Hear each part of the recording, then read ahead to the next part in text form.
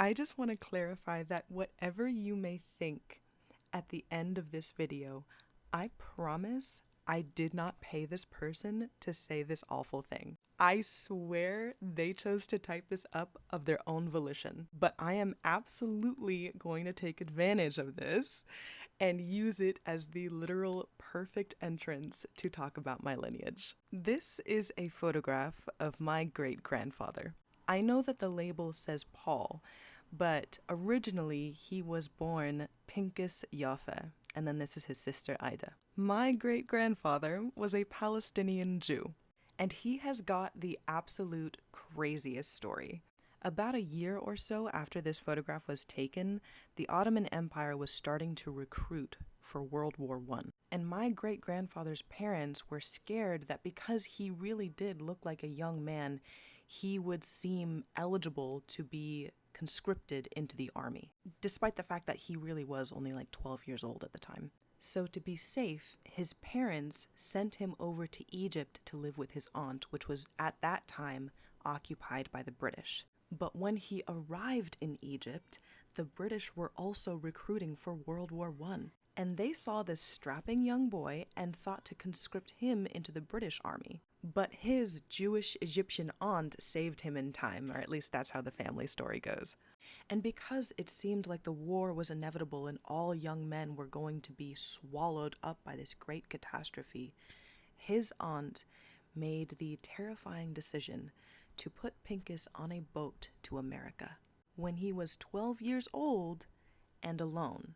So my great-grandfather arrives at the port in New York, and when going through the immigration stands, he told them his name, and they said, "That is not American enough. You are now forevermore going to be known as Paul Jaffe."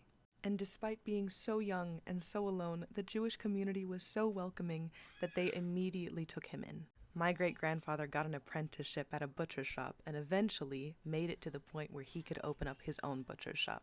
He started his own business and he started his own family, but what was crazy was that at some point in time, the mafia walked into his shop and demanded a significant percentage of his revenue in order for him to remain protected in the neighborhood. And my great-grandfather was so against giving money to criminals that he packed up his family, gave up his business, and decided to go and live on a farm in Connecticut, where he raised his children. Which leads us to the next greatest part of our story, which is my grandfather, Donald. Now, Donald was raised an American Jew through and through, but his favorite story to tell was the story about how he met my grandmother, Carol. See, as the story goes, they were young, strapping college students, and my grandfather, who was a Jew, was scandalously invited to a Catholic dance at a private school, where he met my grandmother Carol, who was also scandalously invited to the Catholic dance because she herself was Christian. But my grandfather saw her and fell in love immediately. According to him, it was his favorite story to tell. When he approached her to ask for her number because she was a cutie, his friends tried to poach that number from him, and he folded it up, tucked it away, and was like, that number's mine. And this is usually the part of the story where people are just like, ugh, religions they can't cross. But that did not stop my grandparents, and they were together to the day they died. And during that life that they built together, they had my mom, along with my aunt and my uncles. Now, my mother had a unique childhood because she was raised with both Jewish and Christian traditions. She learned Hebrew and celebrated Hanukkah, as well as celebrating Christmas.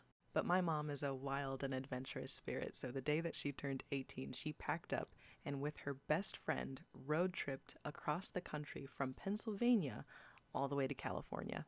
Now, while she's going to college and working as a waitress at a diner hop, she meets my dad. Now, my dad is like nothing my mom has ever met before. It was all of that Egyptian charm and confidence, It was just alluring. And at that time, my dad was like a mildly practicing Muslim, but he was the person to introduce my mom to Islam. And because she had so many questions and was so interested in learning, that compelled him to teach more and learn more at the same time. And my mom went through this whole journey of falling in love with Islam to the point where at the age of 22, she converted. And while being married to my father and going on her own incredible spiritual journey, she had 10 kids. I'm number 7. This little guy up here, that's number 10. And that is the wild, natural, unfolding journey of people who are able to see each other as people and to love each other for who they are. Starting with an ever so resilient Palestinian Jew, and currently finding that journey to be filled with a crap ton of Arab Muslims. I hope you have the day you deserve.